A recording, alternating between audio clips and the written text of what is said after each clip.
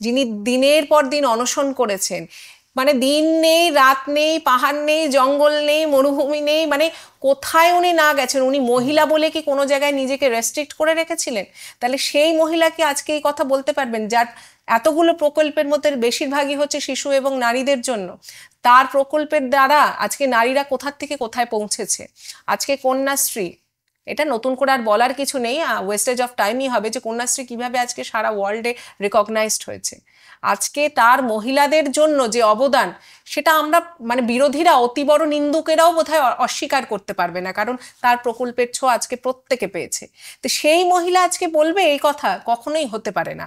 হ্যাঁ, আমাদের মায়েরা একটা কথা মনে রাখতে হবে, আমরা যখন বাড়ির থেকে বেরোই, আমার মায়েরা বলে সাবধানে যাস বাবা। সেটা কি তার মেয়ের উপর তার মানে তার ডাউট আছে যে সে সাবধানে যেতে পারবে না? তার কি মেয়ের ক্যাপাসিটির উপর তার কোনো সন্দেহ আছে? না, এটা একটা মায়ের, কি বলবো, এটা মায়ের আশীর্বাদ। বলার সময় একটা উইশ যে বাবা সাবধানে থাকিস।